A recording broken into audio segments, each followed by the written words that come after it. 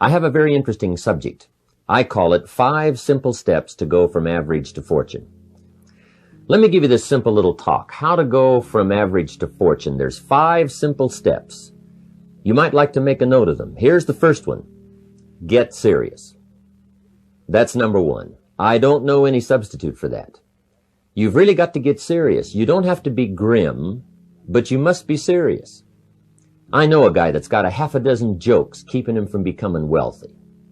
He's not known as rich. He's known as a joker, which I guess is okay if that's the kind of life you want to live. But it really isn't the best way to live. To go from average to fortune, you must get serious. And you must get serious about 2 very important things. Number 1 is setting your goals and where you want to go. Designing the next 5, the next 10 years is so vitally important. What do you want to do economically? Where do you want to go? What do you want to be? What would you like to have? What would you like to share? How much would you like to earn? How far would you like to go? Those are some major questions to ask. And for that all to work out like you want it to for the next 5 or 10 years, in my personal opinion, you've got to get serious. Then you have to get serious about another important subject. And that important subject is called personal development. Personal development is striving hard to become the kind of person that you want to be. And to become the kind of person you want to be, you've got to work at it. 10 years from now, you will surely become someone. The big question is, who? What are you becoming? And if you go to work on it now, sure enough, in a very short period of time, you can take on a new direction to become the kind of person you want to be. There's a very important question to ask, and the question is, 10 years from now, you will surely arrive. And the question is, where? So to answer the question of where you want to arrive and the kind of person you want to be, you've got to get serious. So that's point number 1. To make your life worthwhile and unique, to go from average to fortune, you've got to get serious. Serious. Life is serious. The future is serious. One ancient novelist said, these are the best of times and these are the worst of times. And for some of those who came across this platform at the extravaganza, $1 million a year incomes, for them, it's the best of times. But I want you to know that while they're getting the diamonds and the millions, there are a lot of people around the world, for them, it is the worst of times. The best of times and the worst of times. That's called serious matter. How come such a difference from those who can reach such incredible heights and those who haven't yet found the answers for their life and their health and their future? We just have to ponder that and let that give us a note of seriousness. It's serious whether you win or lose. It's serious whether you succeed or fail. It's serious whether you've got a good future carved out for yourself or you do not have. These are serious matters. Matters of the heart are serious. Matters of income are serious. Matters of supporting your family, serious. Are you serious? Why? We got a serious matter here to discuss. We haven't come with the latest 10 stories. We've come with a serious matter. And I want you to take on that serious tone. Now, the second point is, get smart. To make your life work out worthwhile, you've got to have some ideas. You've got to have the information. So you've got to be smart.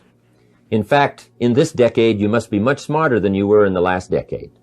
You've got to read the books. You've got to come up with the information.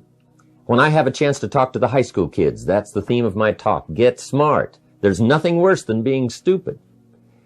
And if you will read the books, learn from your experiences, do all the things that you possibly can to get the information, sure enough, you'll be wiser this year than you were last year. And I've got a few techniques that I teach in my seminar on how to get smarter, keeping a journal, going to the lectures, going to the seminars, listening to the sermons, picking up ideas from other people. You just must keep up this steady process of learning. Never cease your quest for knowledge. And that's one of the key points to go from average to fortune. Get smart. This is called the possibility for life change starts with education. Don't be lazy in learning. Don't be lazy in picking up the ideas. Don't be lazy in learning from your own experience. Learning is the beginning of wealth. Learning is the beginning of life change.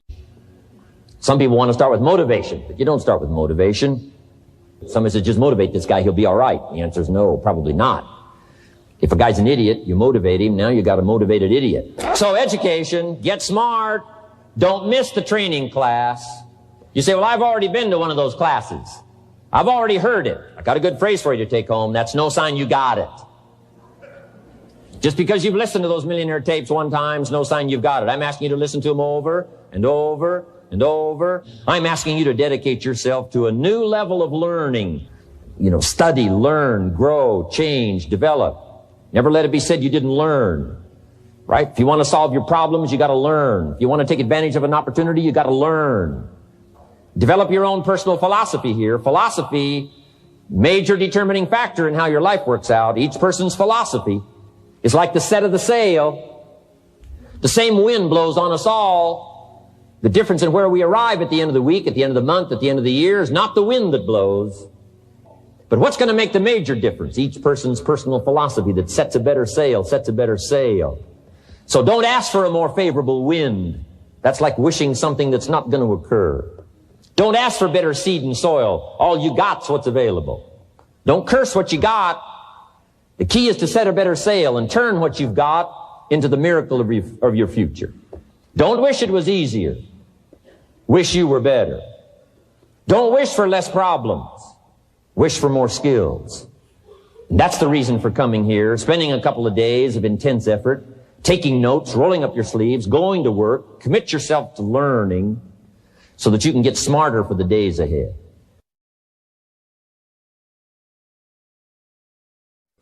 Now here's number 3. You've got to get going. All of the things that you've learned will not do you that much good if you don't put it into an action plan. You've got to get going. In my management and leadership seminar, we teach game plans, how to put all the good things that you've learned into action. Economic action, social action, personal action. How to make the changes and how to actually do the work, how to actually function. Get going, that's the key. Some people are ever learning, but they don't put it into action. They don't really take the action. It's like the man who keeps bringing materials to the building site and never builds anything. He keeps bringing in the sand and the gravel and the windows and the doors and the roofing material, and he just stacks up all these supplies, but he never builds anything. See, if you do that long enough, fairly soon they'll come and take you away. You've got to do something with what you've learned. You've got to take action. You've got to get going. So that's one of the most important things to learn, how to design your days, how to design your weeks, how to design the months so that you take the proper action to get the proper return that you're looking for, whether it's economic or personal. Get going. It's a major key. You got to get going. You got to take action. The disciplines is the miracle process. And here's how to get the miracle of your future going as far as disciplines are concerned. Number 1, do what you can. You might go home and set a whole new pace for yourself, and we call it cleaning up neglect. Should walk around the block, could walk around the block for your good health. Don't walk around the block. See, you're on the wrong track. Should read, could read, don't read. On the wrong track. Should call, could call, don't call. On the wrong track. Could change, should change, don't change. You're on the wrong track. Letters you haven't written, conversations you haven't had with your family, somebody you should sit down with when you get back home, get that job done. Don't let neglect destroy your days, destroy your life, and destroy your future. Go back and do what you can. And if you'll do what you can, then life will give you some extraordinary things to do. We all pity the man, right? Wants to stride out of his house, go straighten out the corporation, has not yet straightened out his garage. You got to take care of the small disciplines before life will give you a chance to handle the more complicated disciplines. Good phrase to take home. All disciplines affect each other. In fact, here's a good philosophical phrase. If you hadn't thought of it before, here it is. Everything affects everything else. It's so easy to be casual and say, well, this doesn't matter. This doesn't matter. I'm telling you, everything matters. Of course, some things matter more than others, but there isn't anything that doesn't matter. Let us not neglect, do not neglect the smallest of disciplines, and build on that foundation, and you can have everything you could possibly want. Now here's number 4. You must get excited. And not just the false enthusiasm of just pure positive thinking. You've got to get excited over some very basic things. One is, get excited over your ability to make yourself do the necessary things. Because discipline is major step 1 toward personal progress. And anytime a person wishes to, they can make major changes in their life, personally and socially and financially. It doesn't ever have to be the same after today. No telling what you could do today if you really wish to. The act of murder is a clear indication that a person in one drastic act can forever change the course of their life. It just happens to be in the negative direction. What I would ask you to do, starting today, is get excited about committing an act that's positive, an act that's constructive, to make the changes in your life that you want made, and to go the direction that you want to go. So that's number 4, get excited. Get excited about your potential. Human capacity is usually never the problem. Little children can learn several languages. We can learn to do the most incredible things. All we need to do is take the time to do it. So it's not a matter of capacity. It's a matter of judgment. It's a matter of excitement. It's a matter of will. And it's a matter of wanting to bad enough. So it's pretty exciting to know that any day you wish, you can change your life. Any day you pick out, you can make major changes. It doesn't ever have to be the same again. And that's exciting. Knowing that intellectually and personally, you can actually do the things that will make major changes in your life. That's number 4. Excitement that runs deep is the excitement that really lasts for a lifetime, not surface excitement. I'll tell you what's really going to serve you well, and that's the excitement you feel inside that isn't even probably expressed on the outside, the excitement that runs deep, the excitement that stirs commitment, the excitement that stirs courage. Give me the chance, and I will get the job done. That kind of excitement.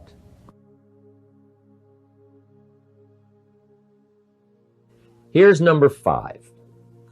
Number 5 is get away. I have found, especially in the last 15, 20 years, that there's an important thing called life balance.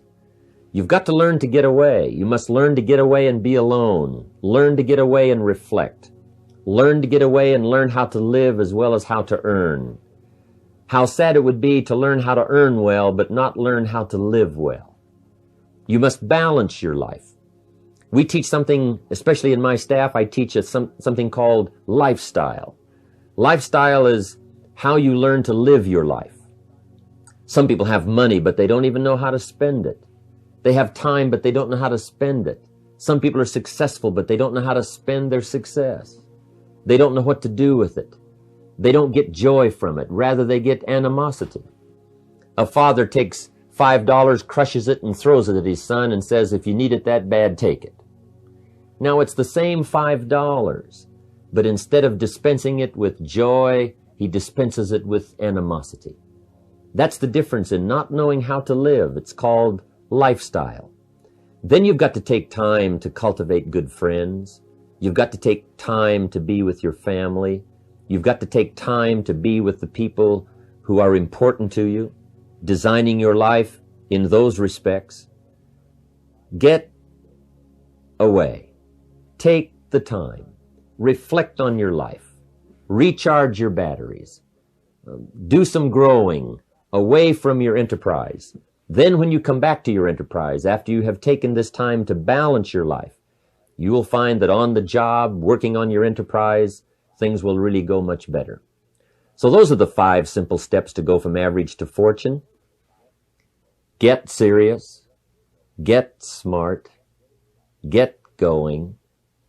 Get excited, and get away. I hope those points will be valuable for you as you consider them. And I want to thank you for giving me this few minutes of your time. And for you giving me some of your time, I would just like to sincerely share this with you. Do not walk in front of me. I may not follow. Do not walk behind me. I may not lead. But walk beside me and be my friend.